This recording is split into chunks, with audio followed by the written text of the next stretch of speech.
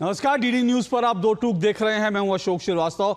आज प्रधानमंत्री नरेंद्र मोदी 74 वर्ष के पूरे हो गए। आज प्रधानमंत्री नरेंद्र मोदी का जन्मदिन है और आज बीजेपी ने प्रधानमंत्री नरेंद्र मोदी के नेतृत्व में मोदी 3.0 के जो 100 दिन कंप्लीट हुए उसको लेकर बीजेपी ने अपने 100 दिन की उपलब्धियों का जिक्र किया। प्रधानमंत्री नरेंद्र मोदी आज ओडिशा में थे। ओडिशा वो राज्य है जहां से बीजेपी को इस बार बड़ी जीत मिली है। पहली बार बीजेपी की वहां सरकार बनी है और ओडिशा में प्रधानमंत्री नरेंद्र मोदी ने आज एक बार फिर से अपने विरोधियों पर जोरदार पलटवार किया। मैं एक बार फिर से इसलिए कह रहा हूं क्योंकि मोदी 3.0 में अक्सर लोग ये देख रहे थे कि प्रधानमंत्री नरेंद्र मोदी जो है वो लगातार अपने विरोधियों पर कोई कमेंट नहीं कर रहे हैं, पलटवार नहीं कर रहे हैं, ऐसा लोगों को लग रहा था। लेकिन 2 दिन पहले उन्होंने जिस तरह से गुजरात में जाकर ये कहा कि मेरा जितना मजाक उड़ाएं विरोधी वो मेरा मजाक उड़ाए, लेकिन मैं अपने काम से उनका जवाब दूंगा, तब प्रधानमंत्री नरेंद्र मोदी ने ऐसा लगता है पहली बार विपक्ष जो लगातार मोदी 3.0 में नरेंद्र मोदी पर हमलावर था, पहली बार ऐसा लगता था प्रधानमंत्री नरेंद्र मोदी ने विपक्ष को जवाब दिया है। और आज एक बार फिर उन्होंने विपक्ष पर पलटवार किया। इस बार प्रधानमंत्री नरेंद्र मोदी जिस तरह से गणेश उत्सव को लेकर, गणेश पूजन को लेकर पूरा इकोसिस्टम जिस तरह से हड़बड़ाया हुआ था, पूरा इकोसिस्टम जिस तरह से हैरान था, परेशान था, आज उसको लेकर प्रधानमंत्री नरेंद्र मोदी ने पलटवार किया। दरअसल बीते हफ्ते प्रधानमंत्री नरेंद्र मोदी गणेश उत्सव के दौरान chief justice of India, Bharat के मुख्य न्यायाधीश के निमंत्रण पर उनके घर गए थे। चीफ जस्टिस ने अपने घर पर गणपति को बैठाया था और ये आमतौर पर परंपरा है कि जो व्यक्ति अपने घर गणपति को बैठाता है वो अपने जानकारों को निमंत्रण देता है कि आइए गणपति के दर्शन कीजिए, गणपति के पूजन में शामिल होइए। और ये शिष्टाचार, ये संस्कार और ये हमारी संस्कृति है कि जो बुलाता है उसके घर जाना चाहिए और गणपति के पूजा में, उनके पूजन में सम्मिलित होना चाहिए। अब प्रधानमंत्री नरेंद्र मोदी को अगर निमंत्रण आया मुख्य न्यायाधीश के पास से कि भाई उन्होंने गणपति बैठाए हैं, प्रधानमंत्री नरेंद्र मोदी वहाँ गए, गणपति पूजन में शामिल हुए। वो कुछ समय के लिए वहाँ रहे, आरती उन्होंने की, उसके बाद प्रसाद लेकर वापस आ गए। लेकिन जैसी उसकी तस्वीरें, उसके वीडियो सामने आया, पूरा इकोसिस्टम जो है वो बिलबिला उठा। पूरा इकोसिस्टम जो है उसने कहा कि ये जो है न्यायपालिका की जो निष्पक्षता है वो खतरे में आ गई, सेकुलरवाद खतरे में आ गया, न जाने क्या क्या जो है किस किस तरह के तर्क कुतर्क करने शुरू किए गए। ये पूरा इकोसिस्टम, वो इकोसिस्टम जो रोजे के वक्त पिछले कई दशकों से हर रोजे के वक्त टोपियां पहन पहन के सरकारी दावतों में शामिल होता था, उस इकोसिस्टम को गणपति बप्पा की आरती जो है वो खराब लगी, चुभने वाली लगी। और इसीलिए उसने प्रधानमंत्री नरेंद्र मोदी पर ही नहीं बल्कि चीफ जस्टिस ऑफ इंडिया पर भी लगातार प्रहार किया। लेकिन आज प्रधानमंत्री नरेंद्र मोदी ने पूरे इकोसिस्टम पर पलटवार किया। उन्होंने कहा कि मैं जब गणपति की पूजा करने गया तो उसको लेकर के ये पूरा इकोसिस्टम परेशान हो गया। उन्होंने कहा ये लोग कौन हैं, इनकी मानसिकता में जहर भरा हुआ, ये लोग वो हैं जो दरअसल फूट डालने का काम करते हैं। और उसको लेकर प्रधानमंत्री नरेंद्र मोदी ने आज पलटवार किया और प्रधानमंत्री नरेंद्र मोदी के प्रशंसक उनसे इसी तरह के पलटवार की उम्मीद कर रहे थे, क्योंकि प्रधानमंत्री ने अब तक जवाब नहीं दिया था। लेकिन आज जब प्रधानमंत्री ने पलटवार किया है, जवाब दिया है, तो उसके क्या मायने हैं और क्या प्रधानमंत्री के इस पलटवार के बाद ये इकोसिस्टम क्या खामोश होगा, क्या शांत होगा, या मोदी पर इसी तरह से लगातार हमले जारी रहेंगे। और फिर बड़ी बात तो फिर वही है ना कि जिस देश में लगातार टोपियां पहनकर रोजा इफ्तार की दावत को कभी चैलेंज नहीं किया गया, कभी उस पर विवाद नहीं खड़े किए गए। उसी देश में गणपति की पूजन पर, गणपति की आरती पर, उसी देश में विवाद खड़ा करने वाला ये इकोसिस्टम है कौन सा और इसकी मानसिकता क्या है? दो टूक में आज इसी को जानने समझने की कोशिश करेंगे। इससे पहले कि आगे बढ़ें, प्रधानमंत्री नरेंद्र मोदी का जो विरोध था उस समय, उसको भी सुनवाता हूं, और आज प्रधानमंत्री नरेंद्र मोदी ने जिस तरह से विरोधियों पर पलटवार किया वो भी सुनिए।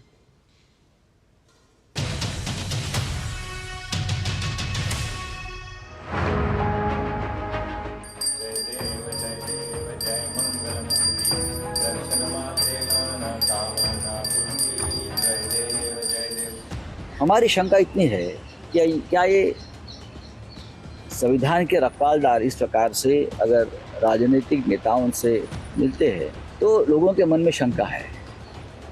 हमारी जो केस है महाराष्ट्र में, जो घटना बाह्य सरकार चल रही है और उसकी सुनवाई चंद्रचूड़ साहब के सामने चल रही है। भारतीय जनता पार्टी पूजा अर्चना का इस्तेमाल राजनीतिक फायदे और नुकसान के लिए करती है। It is not fair on the institution. You should not lend yourself to a situation, to be in a situation where people can gossip about the institution.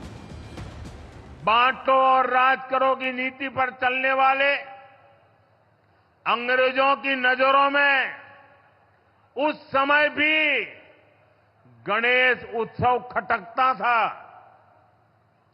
आज भी समाज को बांटने और तोड़ने में लगे सत्ता के भूखे लोगों को गणेश पूजा से परेशानी हो रही है।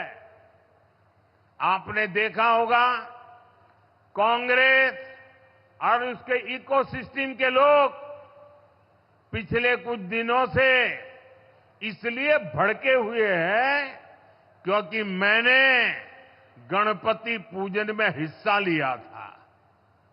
और तो और कर्नाटका में जहां इनकी सरकार है वहां तो इन लोगों ने और भी बड़ा अपराध किया।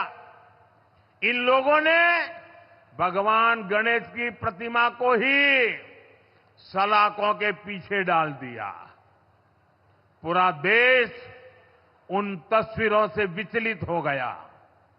ये नफरत भरी सोच, समाज में जहर घोलने की ये मानसिकता, ये हमारे देश के लिए बहुत खतरनाक है।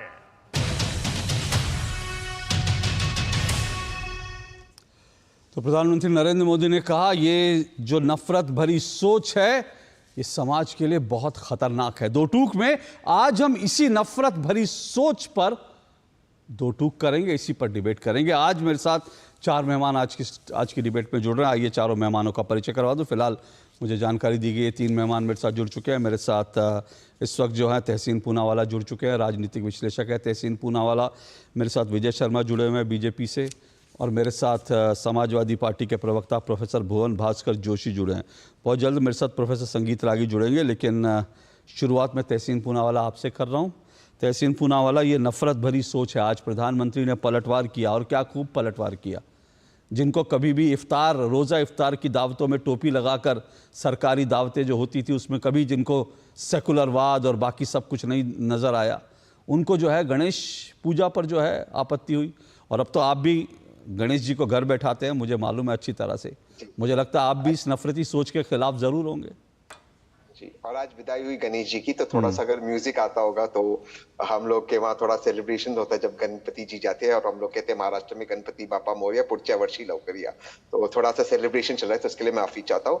और अव्वल तो माननीय प्रधानमंत्री जी को उनके जन्मदिन की ढेर सारी शुभकामनाएं और बधाई देना चाहता हूँ, और उम्मीद करता हूँ कि उनकी जिंदगी लंबी और सेहतमंद रहे। बात गणेश जी की पूजा की नहीं है, मैं जानता था कि भाजपा इसको मैनिपुलेट करेगी। बात और ऑब्जेक्शन किस बात की है, और बात प्रधानमंत्री जी से ऑब्जेक्शन की भी नहीं है। बात माननीय चीफ जस्टिस से पूछना है कि क्या एक सिटिंग चीफ जस्टिस जो उन चीजों के खिलाफ, क्योंकि 50% केसेस उनके कोर्ट में, उनके दरबार में सरकार के होते हैं, क्या उनको अपने घर के अंदर एक किसी भी पॉलिटिकल एग्जीक्यूटिव को बुलाना चाहिए। एक रेखा होती है एग्जीक्यूटिव और जुडिशरी के बीच में, एक रेखा होती है, क्या वो रेखा पार होना चाहिए। अगर माननीय चीफ जस्टिस ने गणेश जी की पूजा नहीं, इफ्तार पार्टी भी हाइपोथेटिकली की होती, अगर उन्होंने एक प्राइवेट डिनर भी रखा होता, तब भी मैं सोचता ये इतना ही गलत है। अब इसके मुकाबले कहेंगे कि मनमोहन सिंह जी की एक इफ्तार पार्टी के अंदर उस वक्त के सीजीआई थे, वो भी गलत था। हम कोई भी उदाहरण दे, दो गलत सही नहीं होता। जो गलत है वो गलत है, चाहे वो पब्लिक फंक्शन हो चाहे वो प्राइवेट फंक्शन हो। चीफ जस्टिस और प्रधानमंत्री के प्राइवेट एक मिनट मैं आपको रोकता हूं, एक मिनट आपको रोकता हूं। आपने जो एक बात कही है, आप कह रहे हैं कि जो पहले होता था वो भी गलत था। अगर चीफ जस्टिस बालाकृष्णन जो है इफ्तार पार्टी में गए तो वो भी गलत था, आप ये स्वीकार करते हैं? यानी इकोसिस्टम, हाँ, यानी ये जो इकोसिस्टम था वो भी गलत कर रहा था आपके हिसाब से, जो ये जो पूरा इकोसिस्टम है वो भी गलत कर रहा था। हाँ, 100% जुडिशरी का ये कर सकते। देखो, पॉलिटिशियंस, चाहे वो मनमोहन सिंह जी हो, चाहे सोनिया जी हो, चाहे मोदी जी, ये राजनीतिक लोग हैं, या चाहे मीडिया हो, इनका काम है लोगों से मिलना। जुडिशरी का काम है अपने आप को शील करना। ये दोनों में अंतर है। ये जो रेखा है, जुडिशरी को मीडिया के लोगों से और पॉलिटिशियन से रूबरू नहीं होना चाहिए, उनके साथ पर्सनल संवाद नहीं करना चाहिए। मैं मानता हूं ये एक रेखा होनी ही चाहिए। मैं किसी पर व्यक्तिगत टिप्पणी नहीं कर रहा हूं, मैं दोबारा से कहता हूं, माननीय चीफ जस्टिस अगर गणेश जी की पूजा नहीं इफ्तार पार्टी या डिनर करते, तब भी मैं सोचता गलत है। मोदी जी के सिवा के बदले राहुल जी जाते या माननीय अखिलेश जी जाते, वो भी गलत है। जो गलत है वो एक्ट है। गणेश पूजा के बारे में कोई टिप्पणी नहीं करता। तो फिर इसका मतलब ये हुआ कि ये जो प्रधानमंत्री ने कहा, आप कह रहे हैं वो भी गलत था, ये भी गलत था। तो इसका मतलब जो है, जो प्रधानमंत्री कह रहे हैं ये इकोसिस्टम जो है नफरती सोच वाला है, वो तब नहीं बोला जो आज बोल रहा है। इसका मतलब प्रधानमंत्री सही कह रहे हैं, ये वो नफरती सोच है जो टोपी लगाने पर, इफ्तार दावतों पर नहीं बोलती, लेकिन गणेश पूजन पर बोलती है। तो इसका मतलब नफरती सोच ये है कि जहां टोपी पहनना, क्योंकि आपने ये कहा, लेकिन इसके अलावा मैंने किसी को नहीं सुना कि किसी ने कहा कि वो भी गलत होता था। उसको लेकर अलग अलग तरह के कुतर्क दिए जा रहे हैं कि नहीं वो तो जो सार्वजनिक था, वो तो जी इसने किया था, वो तो प्रधानमंत्री निवास में, राष्ट्रपति कार्य के निवास में इफ्तार दावतें होती थी, सब लोग टोपियां पहन के पहुंचते थे। तो वो सब भी नफरती, वो लोग आज जब कहते हैं गणेश पूजन को, तो मैं मानूं कि वो लोग नफरती सोच वाले हैं। जो प्रधानमंत्री ने कहा बिल्कुल सही कहा। ना इफ्तार ना गणेश जी की अर्चना और पूजा नफरती होती है, लेकिन हाँ, प्रधानमंत्री जी नहीं, वो पूजा कोई नफरती नहीं होती। बिल्कुल आपने सही कहा, पूजा कोई नफरती नहीं होती। वो सोच नफरती होती है जो इफ्तार में और गणेश पूजन में डिफरेंशिएट करती है। बिल्कुल नहीं, और मैं मानता हूं नहीं इफ्तार नहीं गणेश पूजा में सीजीआई या जज को जाना चाहिए, लेकिन पब्लिक या प्राइवेट फंक्शन में। लेकिन इससे बड़ी बात है, अब देखिए दोबारा से इन्होंने सेल्फ गोल कर दिया। अब मोदी जी को हम दोष का दे, वो तो पॉलिटिशियन है, वो तो गोल मारेंगे ना। अगर आप गोल पोस्ट हो तो मारेंगे गोल, वो तो पॉलिटिशियन है। आप ही उनको ये गोल दे रहे। ये क्या मुद्दा था क्या देश का? चलो, चीफ जस्टिस ने क्या, कोई एक्टिविस्ट कहते, अगर पॉलिटिशियंस इस चीज में घिरेंगे तो फिर भाजपा इस पे स्कोर करेगी, तो भाजपा का स्ट्रॉन्गेस्ट पॉइंट है। तो ये पॉलिटिकली भी कांग्रेस को, विपक्ष को सोचना चाहिए, क्या ये मुद्दे उठाने चाहिए। कोई एक्टिविस्ट उठाता है, उनको उठाने दीजिए, जो उनको उठाना है वो चीफ जस्टिस से उठाइए। जैसे आपने कपिल सिब्बल जी की बाइट बताई, वो सुप्रीम कोर्ट बार एसोसिएशन के अध्यक्ष है, वो उठाए, उनका बार एसोसिएशन उठाए और वो चीफ जस्टिस के साथ देखे। पॉलिटिशियंस अगर इसमें घुसेंगे तो फिर मोदी जी भी पॉलिटिशियन है, फिर पॉलिटिकल होगा तो आप मोदी जी को दोष नहीं दे सकते। फिर पॉलिटिकल पे हर चीज पॉलिटिकल हो जाएगी। ओके, लेकिन आपने जो मुद्दा उठाया, जो न्यायपालिका और कार्यपालिका के बीच डिस्टेंस का, मैं उस पर जरूर आऊंगा, लेकिन उसके पहले जरा मैं प्रोफेसर भुवन भास्कर जोशी से जो आपने बात कही उस पर मैं कमेंट ले लेता हूं, फिर मैं विजय शर्मा जी के पास भी जाऊंगा। प्रोफेसर भुवन भास्कर जोशी, उस वक्त भी आप लोग गलत करते थे, आप लोग इन द सेंस जो पूरा आप लोगों का इकोसिस्टम है, जब आप टोपियां पहन के इफ्तार की दावत में जाते थे, वो भी, और उसमें चीफ जस्टिस को बुलाया जाता था। तहसीन पूनावाला कह रहे हैं वो भी गलत था, और आज वो कह रहे हैं कि मोदी जी भी गलत कर रहे हैं। लेकिन तब आप लोग शांत रहते थे, तब आप लोग तालियां पीटते थे, तब आप लोग उसको एंजॉय करते थे, तब आप लोगों के लिए वो सेकुलरवाद था। आज जो है ये कम्युनलवाद है, और ये दिखाता है कि आप लोगों की सोच जो है नफरती सोच है, जो प्रधानमंत्री ने जिन शब्दों का इस्तेमाल किया।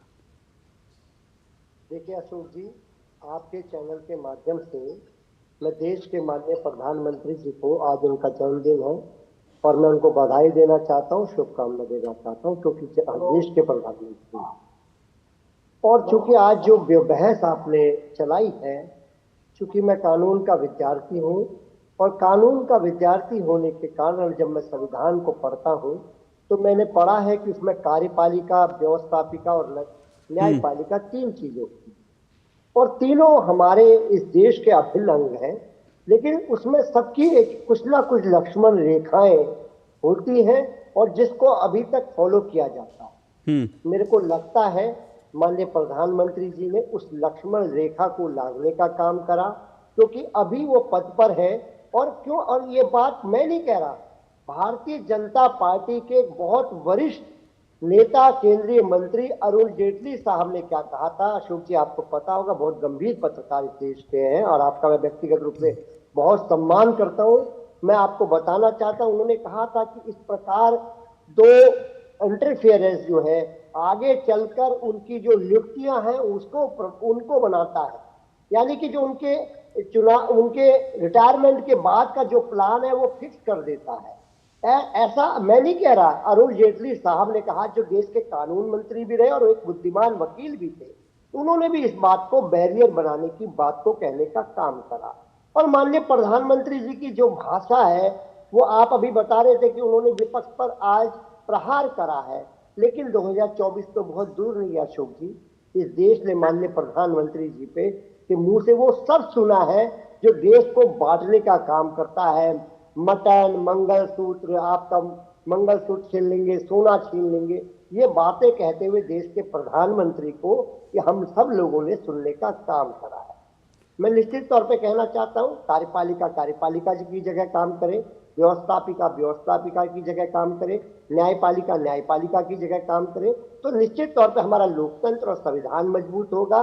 और जो हमारी जो लक्ष्मण रेखा है उसका हम लोग उल्लंघन ना करें। दो चीजें बात मैं आपकी पसंद की कहना चाहता हूँ, जो आप सुनना भी चाहते हैं अशोक जी। मैं भी पूनावाला जी की तरह इस बात का मानता हूँ, चाहे वो सीजेआई कोई से भी रहे हो, अगर वो इफ्तार पार्टी भी करते हैं या वो किसी प्रकार का हिंदू का फेस्टिवल करते हैं, दोनों ही बातें न्याय संगत नहीं है। कि अगर कोई गए हैं तो वो भी गलत है और माननीय प्रधानमंत्री जी गए हैं तो वो भी गलत है। हम दोनों को ठीक फैसला नहीं मानते।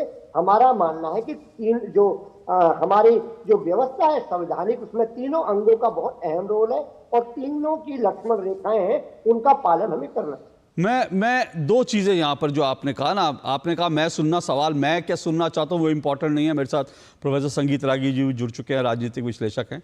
मैं क्या सुनना चाहता हूं इंपॉर्टेंट वो नहीं है, इंपॉर्टेंट वो है सही क्या है और वो सही आप लोग क्या बता रहे हैं, आप लोग क्या बोलते हैं, आप लोग क्या लाइन लेते हैं। देखिए, आपने भी तहसीन पूनावाला की राजनीतिक आपने वही लाइन ली जो तहसीन पूनावाला ले रहे हैं, वो एक अलग लाइन है, ठीक है ना। वो एक आप कहें कि भाई एक कार्यपालिका न्यायपालिका में एक बैलेंस की लाइन है, जो आपने कहा कि भाई वो बैलेंस बनना बड़ा ज़रूरी है, वो सब एक अलग विषय है। और आप कह रहे हैं कि पहले भी गलत होता था। तो मेरा सवाल सिर्फ ये, और मैं एक बात और यहाँ पर कहूँगा इससे पहले कि मैं सवाल पूछूं, आपने कहा कि प्रधानमंत्री नरेंद्र मोदी बंटवारे की बात करते हैं, इस तरह की बातें करते हैं। सर वो तो चुनाव में करते थे, चुनाव में हर पार्टी को हमने सुना, मैं उसमें डिटेल में नहीं जाऊंगा। अखिलेश यादव तो आज भी करते हैं। कल ही उन्होंने एक मंच पर जो है एसटीएफ को बोला कि ये ठाकुर फोर्स है, स्पेशल टास्क फोर्स नहीं है, ये स्पेशल ठाकुर फोर्स है। मतलब उनको जो है पुलिस में भी, सेना में भी अगर आप लोगों को ठाकुर, ब्राह्मण, बनिया, दलित, तो फिर इससे ज्यादा विभाजनकारी सोच क्या हो सकती है। ये अखिलेश जी ने कहा है, कल ही कहा उन्होंने कि एसटीएफ को लेकर। लेकिन मैं ये कह रहा हूं कि मेरा सवाल ये है कि अगर आप कह रहे हैं कि पहले भी गलत होता था, अब भी गलत होता है, तो फिर सवाल यह है कि उस तरह की रोजा इफ्तार पार्टियां आप लोग आयोजित करते थे ना, तो फिर आप लोग आज किस मुंह से आरोप लगा सकते हैं, किस मुंह से आप प्रधानमंत्री पर उंगलियां उठाते हैं, जब आप लोग खुद वो काम गलत करते आए हैं। अगर आप लोगों ने नहीं किया होता तो आपके पास नैतिकता होती कि आप नैतिकता के आधार पर नरेंद्र मोदी का विरोध करें। पर जो खुद आप कह रहे हो कि वो गलत होता था, उसमें आप लोग शामिल होते थे, उसमें आप लोग हिस्सेदार होते थे, तो आज आप किस मुंह से आप विरोध कर रहे हैं प्रधानमंत्री नरेंद्र मोदी का? थोड़ा सा मुझे बोलने दीजिए, क्योंकि आपने विषय मेरे पे कहा है। मैंने कहा मैंने ये नहीं कहा कि पहले ऐसा होता था, मैंने कहा अगर ऐसा पहले कभी हुआ है तो वो भी ठीक नहीं हो सकता। सर ऐसा हुआ है, वो तो प्रमाण आ चुके हैं ना, उसमें अब आप हुआ तो हुआ करने वाली कोई वो ही नहीं है, वो तो हुआ है, उसके तो प्रमाण आ चुके हैं, तस्वीरें हैं। राष्ट्रपति भवन में इफ्तार पार्टी हो रही है, प्रधानमंत्री निवास में हो रही है और उसमें चीफ जस्टिस खड़े हुए हैं, बाकी सब लोग पहुंचे हुए हैं। आप लोगों के नेताओं की 50 तस्वीरें हैं उस तरह की जिसमें टोपी पहनकर वो इफ्तार कर, तो वो हुआ मत कहिए, वो तो हुआ है ही। अब आप बताइए वो गलत हुआ सही हुआ? अशोक जी, जिस बात का स्टैंड मैंने लिया है, मैंने कहा कि इख्तियार पार्टी में सीजीआई जाए, चाहे वो गणेश पूजा में अपने यहाँ बुला ले। ठीक है, वो माननीय प्रधानमंत्री में सर, मेरे को आपने बिल्कुल सर, नहीं ना, मैं आप ही की, अरे सर मैं आपको कहा रहा हूं, मैं तो आप ही की बात को लेकर मैं आप ही को वक्त दे रहा हूं। आप फिर वही कह रहे हैं जो आपने कहा कि दोनों चीजें गलत है ना। सर हाँ, वक्त चाहिए मुझे। बोलिए, मैं वक्त आपको दे रहा हूं ना। सीजीआई बोलने दीजिए, सीजीआई हो या सीजीआई प्रधानमंत्री जी को बुलाएं, वो भी गलत है, और या प्रधानमंत्री जी के कार्यक्रम में सीजीआई चले जाएं, वो भी गलत है। इनकी लक्ष्मण रेखा है, इनके बैरियर है, उस बैरियर का पालन होना चाहिए। क्योंकि बहुत सारे, मैं खुल के बोलना चाहता हूं कानून का विद्यार्थी होने के कारण, कि बहुत सारे ऐसे मामले लंबित हैं जो सीजीआई साहब को फैसला करना है। और मैंने एक कोट करी थी आज की बात पर, मैं अशोक जी, आप बुद्धिमान सर प्रोफेसर भुवन भास्कर जोशी, मैं कानून का विद्यार्थी होने के कारण आपसे सवाल नहीं पूछ रहा हूं। अच्छी बात है, आप कानून के भी विद्यार्थी हैं तो आप शायद उसको ज्यादा अच्छी तरह से एक्सप्लेन करें। मैं आपसे समाजवादी पार्टी के प्रवक्ता की हैसियत से एक सवाल पूछ रहा हूं, और मैं ये सवाल दूसरी बार पूछ रहा हूं क्योंकि आपने रिपीट किया। मैं कुछ रिपीट नहीं करना चाहता। मेरा सवाल सिर्फ यह है कि अगर आप कह रहे हैं कि उस समय गलत हुआ, तो फिर आज आप लोग किस मुंह से, आप लोग क्यों नहीं इकोसिस्टम के, क्योंकि इकोसिस्टम की जब प्रधानमंत्री बात करते हैं आप सब लोग इसमें शामिल है ना। तो मैं सिर्फ ये पूछ रहा हूं किस आधार पे, जो चीज आप सालों साल दशकों तक गलत करते रहे, उस आधार, किस आधार पर आप आज प्रधानमंत्री की आलोचना कर सकते हैं? आप लोग आलोचना तो वो कर सकते हैं ना जिसने खुद गलत ना किया हो, जिसने पाप ना किया हो वो पापी ना हो, वो पहला पत्थर उठाए। आप लोग तो खुद उसमें शामिल रहे हैं, आप लोगों ने खुद सारी जो है मर्यादाएं तोड़ी हैं। फिर किस मुंह से आप प्रधानमंत्री नरेंद्र मोदी का विरोध करते हैं? मेरा सवाल यह है, क्या आज आप लोगों ने जो गलत किया उसके लिए माफी मांगने के लिए तैयार हैं? आप लोग माफी मांगे सार्वजनिक रूप से, उसके बाद फिर आप कहिए कि प्रधानमंत्री ने गलत किया, वो भी माफी मांगे, पर पहले आप लोगों को तो माफी मांगनी पड़ेगी ना। विजय जी, आ रहा हूं 1 मिनट। देखिए, माननीय प्रधानमंत्री जी का आचरण, चाहे वो चुनाव में हो चाहे सदन में हो, सुपन्नखा सर, फिर आप बहक गए सर, आप बहक गए सर। मेरा सवाल क्या था, बहक गए आप। मैंने क्या सवाल पूछा? मैंने कहा आप खुद स्वीकार कर रहे हैं, तहसीन पूनावाला स्वीकार कर रहे हैं कि पहले जो रोजा इफ्तार की पार्टियां होती थी वो गलत है। आप खुद कह रहे हैं कि उसमें चीफ जस्टिस आते हैं, गलत है। तो फिर मैं पूछ रहा हूं कि आज आप क्यों ये हल्ला मचा रहे हैं, प्रधानमंत्री नरेंद्र मोदी के खिलाफ मोर्चा खोल के क्यों बैठे हैं? आप पहले खुद तो स्वीकारिए कि आपने गलत किया, फिर उसके बाद आप प्रधानमंत्री पर उंगली उठाइए। तो आप स्वीकार करने के लिए तैयार हैं, आप माफी मांगने के लिए तैयार हैं? मेरा सवाल सिंपल सा ही है।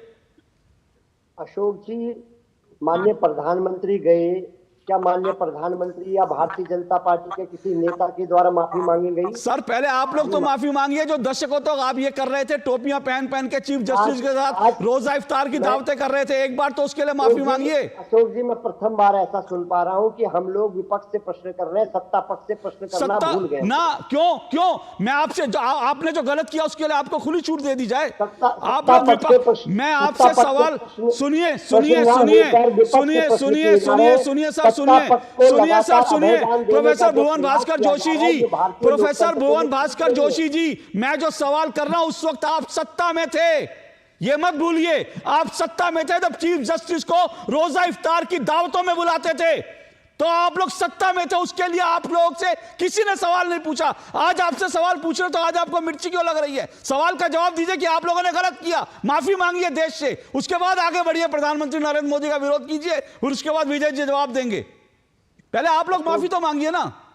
अशोक जी, हम तो प्रथम बार देख रहे हैं कि अब इस देश में एक नई परिपाटी चली है कि विपक्ष को लताड़ो। आपके पास जवाब नहीं है प्रोफेसर भुवन भास्कर जोशी, आपके पास जवाब नहीं है। आपको मैंने इतना वक्त दिया, आपने खुद को एक्सपोज कर लिया, आपके पास नरेंद्र मोदी, सत्ता पक्ष विपक्ष, आपके पास कोई जवाब नहीं है, आपके पास कोई जवाब नहीं है, आपने खुद को एक्सपोज कर लिया। शुक्रिया आपका। विजय शर्मा जी रुकिए, आप रोकिए इनकी आवाज, उनको मैंने बहुत समय दे दिया। रुकिए, मैंने बहुत समय दे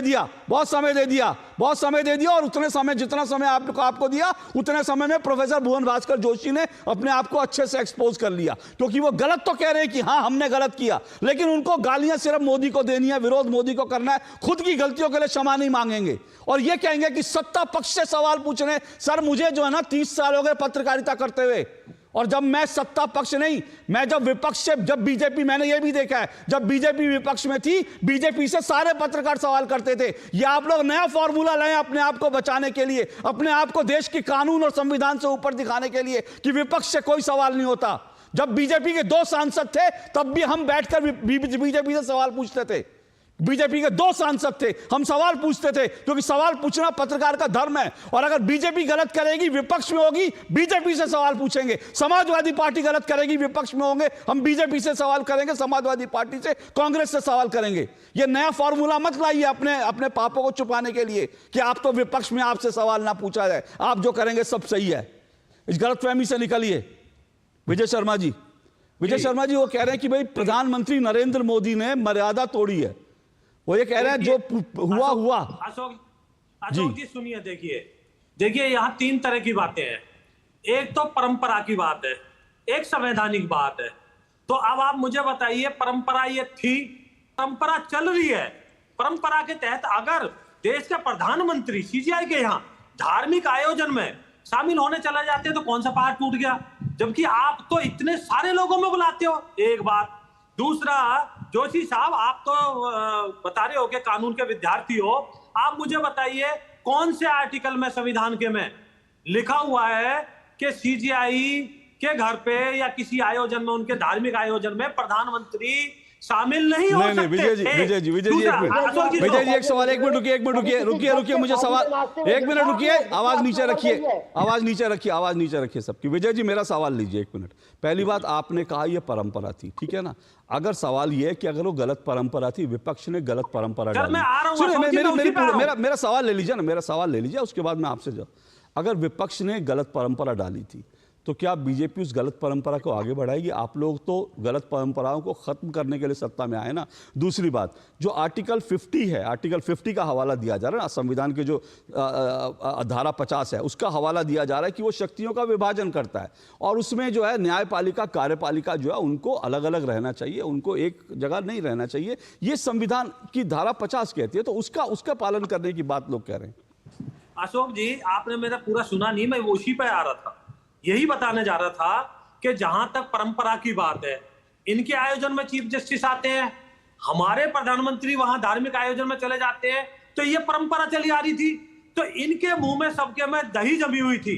किसी एक व्यक्ति ने प्रधानमंत्री के शामिल होने से पहले कोई कहीं ट्वीट किया हो, चलो उस टाइम ट्वीट नहीं था, किसी टीवी चैनल पे कहा हो, प्रिंट मीडिया में कहा हो, कहीं बुराई की हो, कहीं भाई ऐसा नहीं होना चाहिए क्योंकि प्रधानमंत्री चले गए हैं, तो भी ऐसा वो भी नहीं होना चाहिए था, कह के आप छूट सकते हो क्या? एक बात। दूसरा, धार्मिक आयोजन में जो आप बता रहे हो ना आर्टिकल 50, वो मैंने अच्छे से पढ़ा है। मैंने सारे आर्टिकल 44 भी पढ़ा है, 50 भी पढ़ा है, 21 भी सारे पढ़े हैं। मैं भी कानून का विद्यार्थी हूं। वो शक्तियां अलग करने की कहां बात करता है? वहां इसको गलत तरीके से पेश ना करें। धार्मिक आयोजन में अगर कोई शामिल होता है तो उसको कहीं नहीं रोकता 50 जो है, क्योंकि वो सर्वोच्च पद पे बैठे हुए व्यक्ति हैं, वो कैसे शामिल नहीं हो सकते? हमारा ये एक्चुअल में सनातन विरोधी है।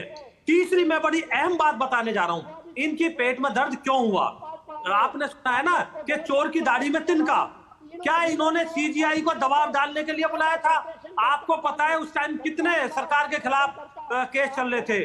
तोल घोटाला, सीबीआई बोफोर्स घोटाला, 2G, फलाना जी, जीजा जी, इतने सारे घोटाले चल रहे थे। तो क्या आपने वहां दबाव डाला था या दबाव डालने की कोशिश की थी? या तो आप इसका निष्कर्ष पे किस पे पहुंचते हो कि आपके मन में चोर है? आपके मन में चोर है ना? जो अब आप भुवन भास्कर जोशी जी रुकिए, भुवन भास्कर जोशी जी रुकिए, मैंने आपको पूरा समय दिया, अब आप इतने अधीर क्यों हो रहे हैं? अब अपनी अधीर क्यों हो रही हैं? आपको माफी मांगनी तो बताइए, मैं आ जाता हूं आपके पास। आपको माफी मांगनी हो तो आप एक सफेद पर्चा दिखाइएगा, मैं तुरंत आ जाऊंगा आपके पास। आप सार्वजनिक रूप से क्षमा याचना कीजिएगा, मैं आपको पूरा समय दूंगा, लेकिन दूसरे के वक्त में ना बोलिए। मैंने आपको पूरा समय दिया। आपके चिल्लाने से, आपके लगातार बोलने से आप सही साबित नहीं हो जाएंगे प्रोफेसर भुवन भास्कर जोशी। आप अपने ट्रैप में फंस चुके हैं, भुवन भास्कर जोशी जी। अब आप चिल्लाएंगे तब आप ट्रैप से निकल नहीं पाएंगे। मैं रुक रहा, एक छोटा सा ब्रेक।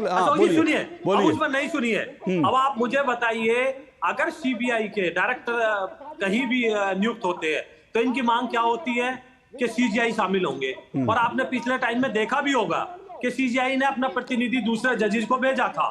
तो बात ये नहीं है कि मिल नहीं सकते हैं, कहीं ओथ सेरेमनी होती है, तो ये कोई निजी प्रोग्राम, कोई निजी मिलने मुलाकात थोड़ी थी। ठीक है, नहीं और मैं ये कहता हूं, नहीं सुनिए, नहीं विजय जी, देखिए सवाल ये उठता है क्योंकि कई नियुक्तियां जो हैं करनी होती हैं और उसमें पारदर्शिता रहे, इसलिए ये तर्क दिया जाता है। मैं उस पर आऊंगा, मुझे लेकिन एक मिनट रुकिए सर, रुकिए, मुझे संगीत रागी जी के पास जाना, मुझे एक छोटा सा ब्रेक लेना है। भुवन भास्कर जोशी जी, आप इस तरह से चिल्लाकर अपने आप को और एक्सपोज कर रहे हैं। लोगों ने आपको देखा कि आप ट्रैप में फंस गए थे, आपने कहा गलत हुआ, लेकिन उसके बावजूद आप माफी मांगने के लिए तैयार नहीं हैं। आप अपने ट्रैप में फंस चुके हैं। अब आप मकड़ी की तरह अगर ऐसे ऐसे करते रहेंगे तो अपने ट्रैप से निकल नहीं पाएंगे। मैं जब आपको मौका दूंगा तब बोलिएगा, कोई और आपके बीच में नहीं बोला था, इसीलिए थोड़ी से कम सभ्यता का, संस्कृति का परिचय दीजिए, शांत रहिए, पानी पी लीजिए, तबीयत खराब हो जाएगी। एक छोटा सा ब्रेक, मैं उसके बाद आ रहा हूं। आपके घर के खाने में रेस्टोरेंट जैसा स्वाद ले आए MDH का शाही पनीर मसाला। पनीर को क्या मस्त बना डाला। अरे क्या हो गया, पूरा का पूरा गांव यहाँ आ गया। भैया इसी हाथ से चारा खिलाते हो, तभी तो आपके गाय भैंसों की ब्याज सबसे ज्यादा है। पगले, ये चमत्कार इस हाथ का नहीं, हाथ में जो कपिला पशु आहार है उसका है, जो पशुओं की सेहत अच्छी रखता है और ब्याज भी बढ़ाता है। कपिला, देश का नंबर 1 पशु आहार। बात जब पीढ़ियों के लिए बनने वाले घर की हो तो जिम्मेदारी बड़ी हो जाती है। गैलेंट समझता है ये जिम्मेदारी। अब डबल M रिब्स के साथ गैलेंट एडवांस TMT रीबार, निर्माण का रियल हीरो। एक ऐसा तबका जो रिटायरमेंट के बारे में आज भी बिल्कुल नहीं सोचता, वो है औरतें कमा के भी वल्नरेबल हैं। सो NPS एक इक्वालिटी ला रहा है, हम सब एक बराबर प्लेटफॉर्म पे हैं। अपने बेहतर कल को सुनिश्चित करने के लिए NPS जरूरी है। बेटियां घर की रौनक हैं, बेटियां घर संवारती हैं, बेटियां पीढ़ियां सजाती हैं, बेटियां घर की बुनियाद कहलाती हैं। बेटियों को सलाम करता है मोंगिया स्टील का बादशाह। दो टूक आप देख रहे हैं और दो टूक में आज हम चर्चा कर रहे हैं कि जिस तरह से प्रधानमंत्री नरेंद्र मोदी ने आज पहली बार जब वो चीफ जस्टिस के यहाँ पर गणेश उत्सव में, गणेश पूजन में गए थे और उसके बाद पूरा इकोसिस्टम प्रधानमंत्री नरेंद्र मोदी और चीफ जस्टिस के खिलाफ मोर्चा उसने खोल दिया था। और किसी को लगा था कि संविधान खतरे में आ गया, किसी को लगा था कि अब स्वतंत्र न्यायपालिका का क्या होगा, किसी को लगा अब सेकुलरिज्म का क्या होगा। लेकिन जब तस्वीरें आई जिसमें ये तमाम इकोसिस्टम के लोग टोपियां पहनकर रोज़ा इफ्तार की दावतों में भारत के मुख्य न्यायाधीश और न्यायाधीशों और तमाम अधिकारियों के साथ रोज़ा इफ्तार पार्टियों में शामिल हो रहे थे, जब ये तस्वीरें आई उसके बाद जो है इकोसिस्टम ने ये सवाल उठाया कि भाई प्रधानमंत्री नरेंद्र मोदी जो हैं वो उनके घर क्यों गए, ये तो सार्वजनिक कार्यक्रम था। इस तरह की तमाम चीज़ें, तर्क कुतर्क आज अभी तक चल रहा है और प्रधानमंत्री नरेंद्र मोदी ने आज इस पर पहली बार पलटवार किया। उन्होंने कहा कि ये पूरा इकोसिस्टम जो है ये नफरती इकोसिस्टम है और इनके मन में जहर भरा हुआ है, इसलिए ये बंटवारे की बात करते हैं, ये फूट डालने की बात करते हैं और ये गलत है और ये देश के लिए खतरनाक है। इसी सब पे चर्चा कर रहे हैं। 4 मेहमान मेरे साथ जुड़े हैं। प्रोफेसर संगीत रागी जुड़े हुए हैं मेरे साथ। रुकिए एक मिनट रुकिए सर, 1 मिनट रुकिए विजय जी, प्लीज 1 मिनट रुकिए। मेरे साथ प्रोफेसर संगीत रागी जुड़े हुए हैं जो राजनीतिक विश्लेषक हैं, तहसीन पूनावाला जुड़े हुए हैं राजनीतिक विश्लेषक हैं, विजय शर्मा मेरे साथ जुड़े हैं बीजेपी से, प्रोफेसर भुवन भास्कर जोशी जुड़े हुए हैं समाजवादी पार्टी के प्रवक्ता हैं। विजय जी रुकिएगा 1 मिनट, मैं आपको मौका दूंगा, अभी और भी तर्क आएंगे, आपको मैं मौका दूंगा। प्रोफेसर संगीत रागी, आप थोड़ा सा 5-7 मिनट देरी से जुड़े, जब तक आप जुड़े तब तक संगीत रागी जी ने एक बात स्वीकारी जो बाद में भुवन भास्कर जोशी ने भी स्वीकारी। वो ये कह रहे हैं कि भाई पहले भी गलत होता था, अगर चीफ जस्टिस जाते थे तो पहले भी गलत होता था और आज भी गलत हो रहा है। तो उन्होंने कहा कि भाई एक आर्म लेंथ डिस्टेंस होना चाहिए न्यायपालिका और कार्यपालिका के बीच, उसका प्रधानमंत्री ने उल्लंघन किया। वो कह रहे हैं दोनों ही जगह गलत होता था। क्या कहेंगे आप? अशोक जी, मुझे जब कांग्रेस पार्टी और समाजवादी पार्टी और ये सारे विपक्ष जब नैतिकता की बात करने लगते हैं, मर्यादा की बात करने लगते हैं, मूल्यबोध की बात करते हैं, तो मुझे ऐसा ही लगता है जैसे शैतान कोई जो, मैं उनको नहीं कह रहा हूँ, बट एक कहावत है कि devil is coating the scripture, यानी शैतान को वेद मंत्र उच्चार करने पर प्रवचन दे रहा हो। जिस पार्टी ने सारी मर्यादाएं तोड़ दी, जो पार्टी कमिटेड जुडिशरी चाहती थी, श्रीमती गांधी कमिटेड जुडिशरी चाहती थी, और कमिटेड जुडिशरी उन्होंने किया भी। जो जस्टिस रे के बारे में जानते हैं वो आपके दर्शक अच्छी तरीके से जानते हैं कि कैसे 3 जजों को नीचे करके उनको इनाम दिया गया था और किस लिए कांग्रेस पार्टी ने इनाम दिया था। सभी देश की जनता और आपके दर्शकों को जानना चाहिए कि किस तरह से एक कांग्रेस पार्टी का एक मुस्लिम सांसद जो है राज्यसभा में जाता है और वो जज बनता है, फिर राज्यसभा में जाता है, फिर जज बनता है, और इतना बड़ा धतकर्म आपने पहले कभी नहीं देखा होगा। तो ऐसे लोग जब इस प्रकार के विवाद खड़ा करते हैं तो मुझे हैरानी होने लगती है। अब आते हैं मूल मुद्दे पर। यही लोग टोपी पहन करके, छेद वाली टोपी पहन करके और इफ्तार पार्टी में जाया करते थे, तब वो सेकुलरिज्म का प्रतीक हो जाता था। प्रधानमंत्री अपने धर्म से संबंधित एक व्यक्ति जो चीफ जस्टिस ऑफ इंडिया है उसके यहाँ व्यक्तिगत तौर पर पूजा में शामिल होने जाता है, जबकि हमारे यहाँ की परंपरा है आप जा सकते हैं।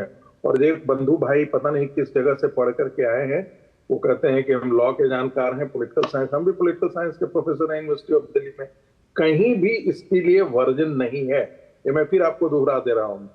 एक बात और बताता हूँ, सबसे ज्यादा कॉन्फ्लिक्ट ऑफ इंटरेस्ट कहाँ होता है अशोक जी? जहां पर दारू की ग्लास टकराते हैं। बार पता नहीं क्यों नाम आया है, बार से तो कोई आप देश से पूरी पूछेगा, जैसे हम बोलते हैं टेलीविजन, तो एक स्क्रीन दिमाग में आ जाता है कि तो उसका ऐसा स्वरूप होगा। जब बार हम बोलते हैं तो बार का मतलब वहां होता है जहां शराबी सारे जाकर के बैठते हैं और अपने जाम पे जाम लड़ाते हैं। बार में सुप्रीम कोर्ट के जजेस बैठते हैं, बार में सुप्रीम कोर्ट के सीनियर वकील बैठते हैं। वो दारू के बोतल के साथ जो है एक टेबल पर बैठ करके दारू का जश्न मनाते हैं, तब वो कॉन्फ्लिक्ट ऑफ इंटरेस्ट नहीं होता है।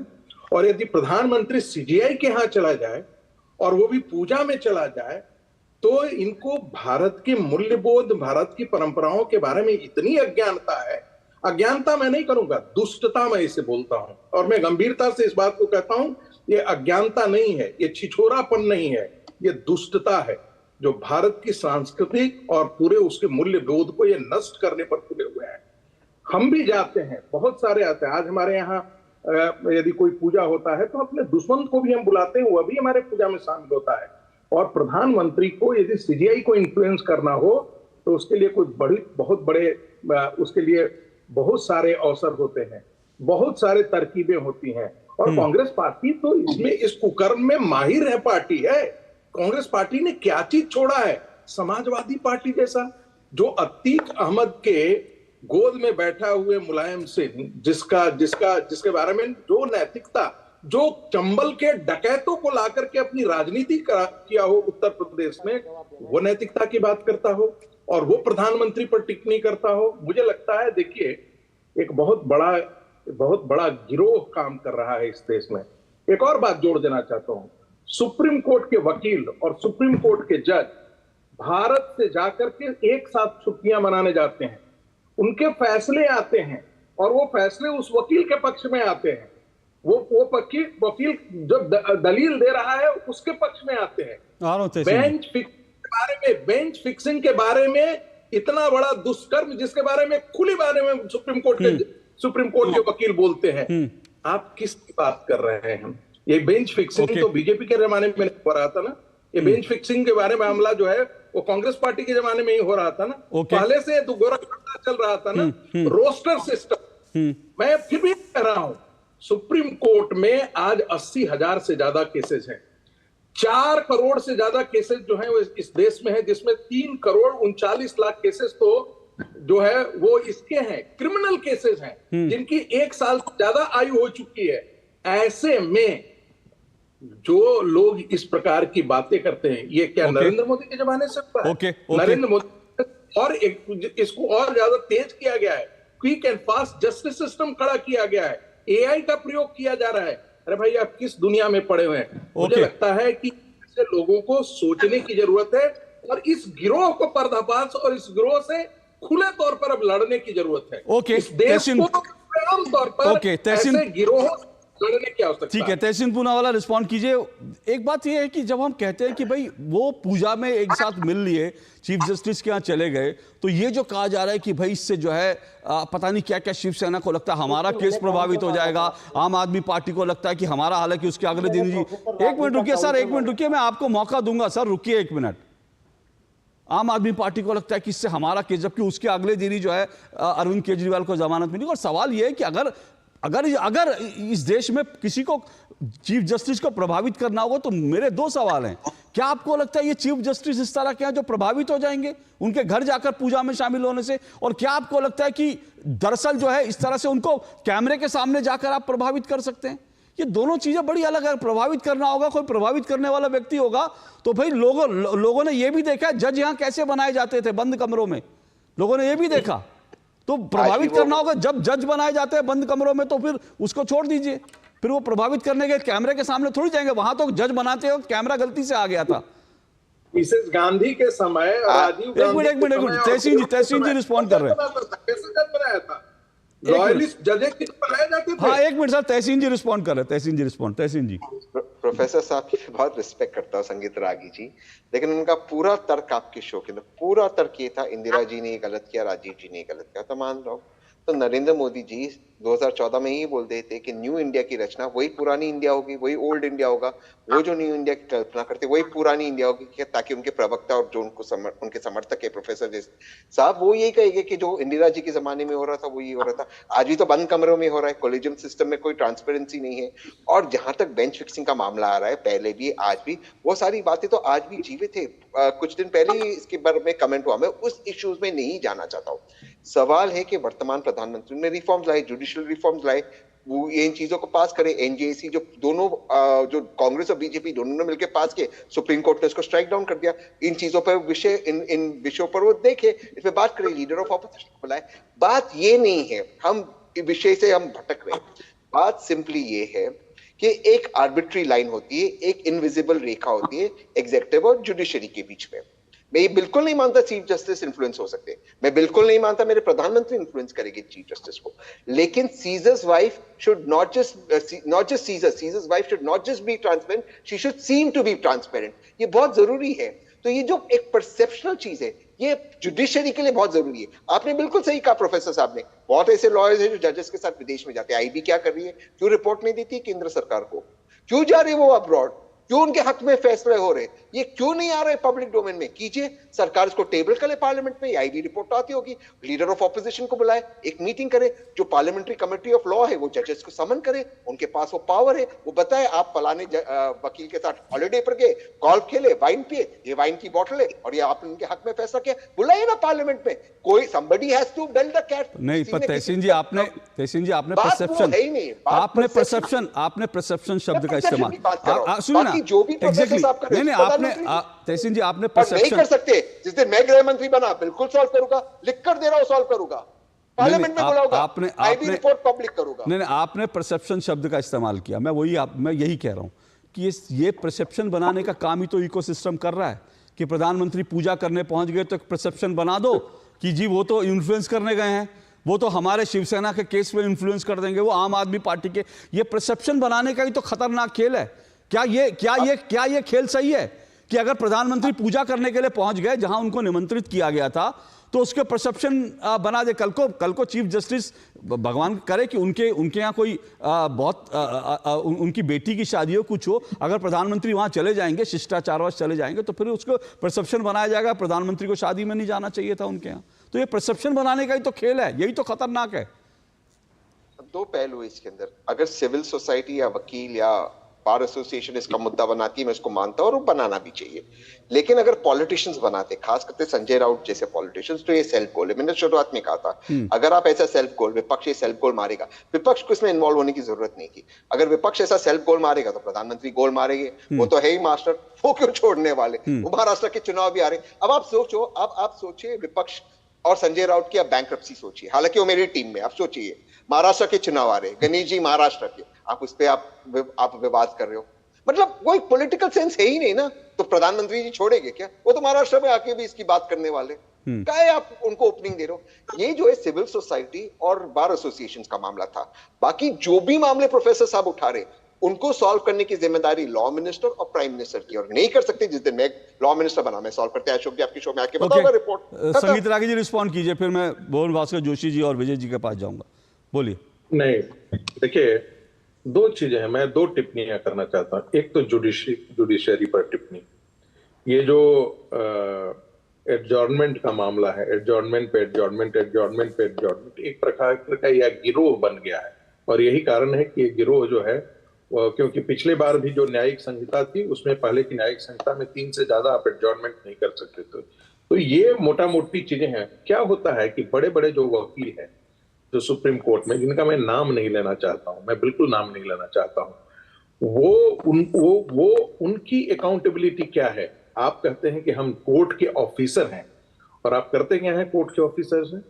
ऐसी ऐसी चीजें, जानकारी आदमी को प्राप्त होती है जिससे भय लगने लगता है कि ये होता है जुडिशरी में, ये होता है। जरा इनका फैमिली ब्रांच आउट जरा देख लीजिए, तो जरा उस पर एक रिसर्च हो जाए जरा सा। इस देश में कौन कौन जजेस बने हैं, जरा उसका रिसर्च हो जाना चाहिए। पर संगीत रागी जी, वो तो बात तहसीन जी मान रहे हैं ना, कह रहे हैं कि ये सब गड़बड़ियां तो है ही, वो तो ये मान रहे हैं। नहीं, गड़बड़ियां किसने किया ये काम? ये तो नरेंद्र मोदी ने नहीं किया ना। ये फैमिली ब्रांच जो है वो खड़ा करने का काम नरेंद्र मोदी की सरकार ने नहीं किया ना। ये सारा कुकर्म जो है वो कांग्रेस पार्टी के दरमियान हुआ ना। कांग्रेस पार्टी ने इसको किया। एक, जहां तक मिलने और जुलने की बात है, जिनकी मर्यादाएं की बात की जाती है, ये तो बहुत खुली चीज है कि भाई इफ्तार पार्टी जब हुआ करते थे तो उसमें ये सारे जाया करते थे, तब किसी ने नहीं सवाल उठाया। इस देश में हिंदू धर्म के प्रति क्या सेकुलरिज्म नाम की जो चीज है उसने घृणा पैदा कर रखी है। सबसे बड़ी बात है कि हिंदुओं के पर्वों के प्रति इस प्रकार का सेकुलरिज्म का घृणा बीज जो है ना, ये बड़ा विस्वेल की तरह खड़ा हो गया है। अब आप चीफ जस्टिस ऑफ इंडिया ने किस लिए बुलाया होगा? व्यक्तिगत तौर पर उन्हें बुलाया होगा, और व्यक्तिगत तौर पर कोई भी जा सकता है कहीं भी। क्या हाई कोर्ट और सुप्रीम कोर्ट के जजेस वकीलों के, उनके बच्चों के नामकरण संस्कार में शामिल नहीं होते? मैं जरा पूछना चाहता हूं, मैं रिकॉर्ड निकाल कर दूंगा। क्या उनकी शादी में नहीं शामिल होते? शादी होते हैं। क्या उनके व्यक्तिगत सोशल फंक्शन में शामिल नहीं होते? यदि वहां पर कॉन्फ्लिक्ट ऑफ इंटरेस्ट, हम तो कल करना शुरू किया, अरे भाई इनकी इस वकील के, ये तो लोग जानता है भाई, ये कोई बताने वाले, इसमें कोई बड़ा एटॉमिक साइंस का नॉलेज नहीं चाहिए कि वकील और जजों के बीच के अंतर संबंध में ये बहुत बड़ा हिस्सा है जजमेंट को लेकर के। सब कोई जानता है वो इस जज का किस वकील से बहुत अच्छा बनता है, अच्छा उसी वकील को खड़ा करो कोर्ट में, उस वकील को खड़ा करो। ओके, हाँ तहसीन जी जल्दी बोलिए, मैं ब्रेक के बाद फिर भुवन भास्कर जी, विजय जी के पास जाऊंगा। हाँ जल्दी से 30 सेकंड। हाँ मैं आ रहा हूँ। भुवन भास्कर जोशी रुकिए, 1 मिनट रुकिए, आऊंगा। भुवन भास्कर, हाँ बोलिए जल्दी। ये मामला है ही नहीं, और अगर ये मामला है जो मैं मानता हूं, तो लॉ मिनिस्टर और लॉ कमिटी इसको हैंडल करे ना। हम मामले से डाइवर्ट क्यों हो रही है? तो मामला है ही नहीं। ठीक है, ओके मैं एक ब्रेक ले रहा हूं। भुवन भास्कर जोशी और विजय जी के पास आऊंगा इस छोटे से ब्रेक के बाद। बने रहिए मेरे साथ।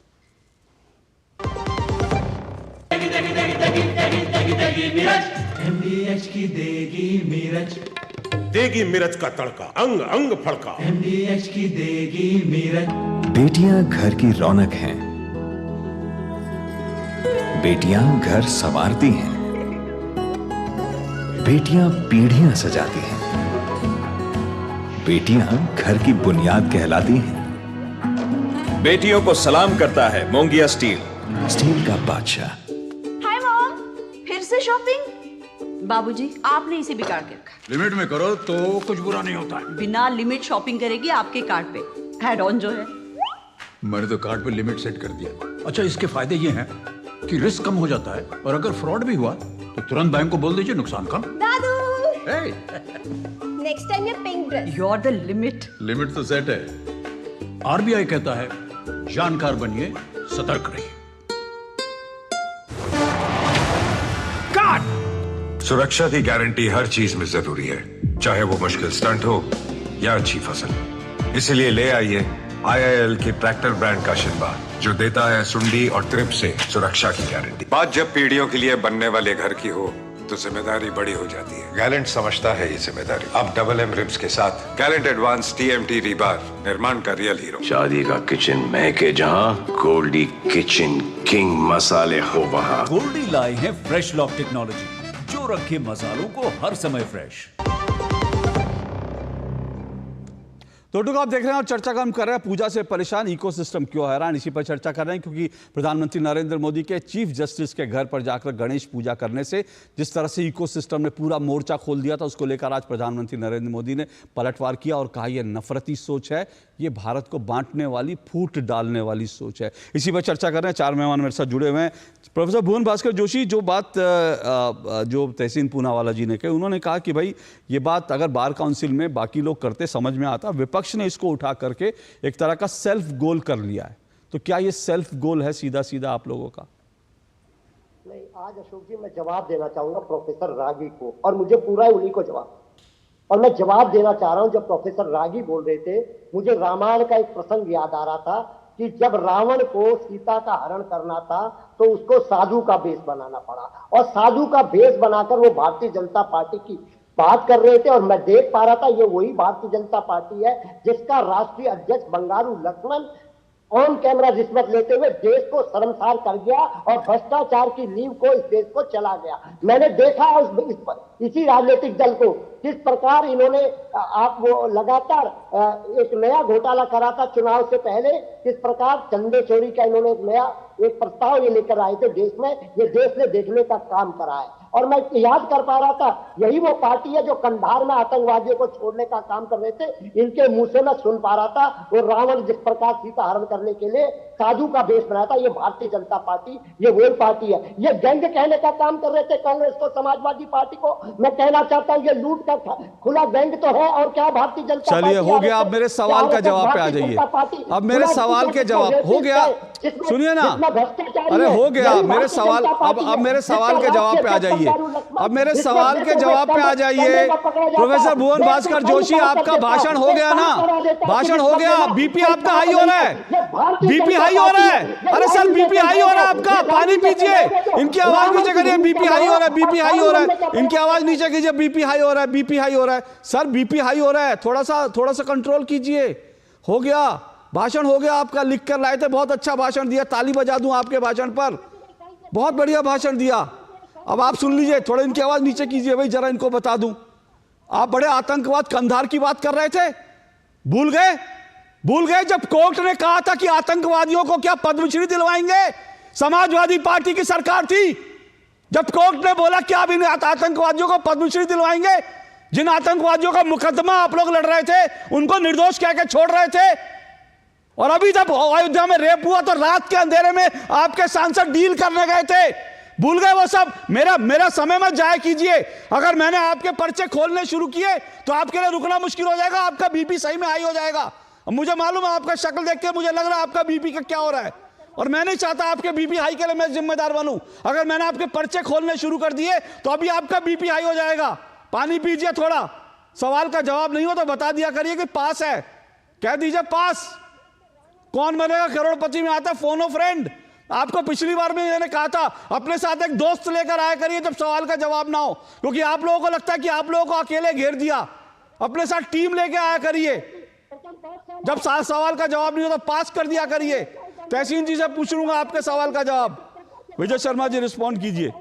ये पूरी डिबेट मेरी समाजवादी, मैंने सिर्फ सवाल पूछा, लेकिन वो सच बात तो ये है कि ये समाजवादी पार्टी हो, कांग्रेस हो, इनको हिंदुओं से नफरत है। ये वो लोग हैं जो कहते हैं कि हिंदू जो है हिंसक होता है, ये वो लोग हैं। परेशानी इनकी है। अशोक जी, ये वो समाजवादी पार्टी है जो रेपिस्टों के लिए कहती है कि लौंडों से गलती हो जाती है, जो डीएनए की जांच की मांग करती है, एक रेपिस्ट के साथ खड़ी हो जाती है। ये वो पार्टी है जो जिसने चीफ मिनिस्टर की गरिमा गिरा दी। अतीक अहमद के कुत्ते से हाथ मिला रहे हैं मुलायम सिंह यादव, आपने फोटो देखे होंगे। ये फातिमा पढ़ने जाते हैं मुख्तार अंसारी के। विजय जी सुनिए, मुद्दे पे आते हैं। विजय जी आप मुद्दे पे आ जाइए, क्योंकि वो तो उनका बीपी हाई हो चुका है, उनके लिए डॉक्टर का इंतजाम मैं कर रहा हूँ। रुकिए, आपके घर डॉक्टर भिजवा रहा हूँ, भुवन भास्कर जोशी डॉक्टर भिजवा रहा हूँ आपके घर। विजय जी मुद्दे पर आइए, वो मुद्दे पे नहीं बोलेंगे। मैं प्रोफेसर रागी जी की बात को आगे बढ़ाना चाहता हूँ। बेसिकली ये जो है अपने सनातन विरोधी है। ये सनातन विरोध करने के लिए इन्होंने प्रधानमंत्री जी का विरोध किया है। इन्हें भी पता है हमारा लीगल सिस्टम कमजोर नहीं है। आप कांग्रेस पार्टी का मैनिफेस्टो उठा के देखिए, वो कहते हैं हम इसमें आरक्षण लागू करेंगे, हाई कोर्ट सुप्रीम कोर्ट में कमेटी बनाएंगे उनमें उनके ऊपर। आप देखिए ना, इनका पेज नंबर 24 के कॉलम नंबर 4 में देखिए कांग्रेस का मैनिफेस्टो। क्या बोलते हैं ये? कहते हैं हम वहां पे अल्पसंख्यक, इसका मतलब कॉलेजियम को नहीं मानते ये अपने जजेस को बैठाएंगे। जो इंदिरा गांधी ने किया वो आज करना चाहते हैं ये जजेस के ऊपर आरोप लगाते हैं। अगर इनके फैसले हक में नहीं आते हैं तो ये आरोप लगाने लग जाते हैं। तो ये क्या चाहते हैं कि जैसे ये चोरी करते हैं, जैसे ये दबाव डालते थे, तो ऐसे ये सबको समझते हैं, क्योंकि ये भ्रष्टाचारी है, ये परिवारवादी है, ये देशद्रोही है। राहुल गांधी के बारे में इन्होंने एक शब्द बोला, वो लेडी देश विरोधी। ओके सुनिए सर, एक मिनट विजय जी, एक मिनट देशद्रोही। विजय जी एक मिनट, विजय जी रुकिए एक मिनट। मुझे किसी को यहाँ पर सर्टिफिकेट नहीं देना है, इसलिए मैं उसमें नहीं जाता हूँ। लेकिन मैंने भुवन भास्कर जोशी से सवाल पूछा था, उन्होंने सवाल का जवाब नहीं दिया, उन्होंने फोन ऑफ फ्रेंड कर दिया। तो तहसीन जी मैं आपके पास आ जाता हूँ फोन ऑफ फ्रेंड, क्योंकि उनको सवाल का जवाब नहीं देना। मैं आपसे पूछता हूँ, ये जो आपने कहा, मैं आप ही का सवाल लेकर आ रहा हूं कि ये जो है सेल्फ गोल कर दिया है, क्योंकि हिंदुत्व पर आप जितना प्रहार करेंगे उतना आप बीजेपी को मौका देंगे। क्योंकि अगर आप रोजा इफ्तार पर जो आप कुछ नहीं बोलोगे और उसके बाद गणेश पूजन पर बोलोगे, तो आप ये सेल्फ गोल कर रहे हो, जो पूरा विपक्ष इस समय कर बैठा है इसमें। बहुत संक्षेप में जी, खास करते महाराष्ट्र के अंदर जैसे गणेश जी बहुत महत्वपूर्ण उनका स्थान है हमारी जीवन के अंदर, और ये रिलीजियसली एग्नोस्टिक है। जैसे आप जानते हैं मैं मुसलमान हूं, लेकिन मेरे घर पे भी गणेश जी आते हैं। तो अगर महाराष्ट्र के चुनाव आ रहे और संजय राउत जी बोलेंगे तो मुझे लगता है इससे नुकसान होगा। लेकिन मैं फिर भी मानता हूँ माननीय चीफ जस्टिस, मैं प्रधानमंत्री को उसके निर्देश दूंगा, माननीय चीफ जस्टिस को रेखा मेंटेन करना चाहिए। ठीक है, चीफ जस्टिस को रेखा मेंटेन करनी चाहिए। लेकिन कम से कम जो है ये बात अगर जब देश में रोज़ा इफ्तार की दावतें होती थी तब भी अगर कहा जाता इकोसिस्टम के द्वारा तो अच्छा रहता। लेकिन जब आप रोज़ा इफ्तार पे नहीं बोलते, आप गणेश पूजा पे बोलते हो, तब फिर लगता है कि आपके निशाने पर हिंदू होते हैं, आपके निशाने पर हिंदुओं के पर्व होते हैं, हिंदुओं के त्यौहार होते हैं। अभी कल ही वहाँ से खबर आई है कर्नाटक से, कर्नाटक में जो एक बार फिर मुस्लिम पर्व पर जो है फिलिस्तीन का झंडा लहराया जा रहा है। आप उस पर नहीं बोलते हो, लेकिन गणेश पूजन पर आपको तकलीफ होती है, तो फिर आपका दर्द समझ में आता है। बहरहाल बहुत बहुत शुक्रिया मेरे सभी मेहमानों का। आज के लिए इतना ही, आपसे कल फिर मुलाकात होगी। इजाज़त दीजिए, नमस्कार।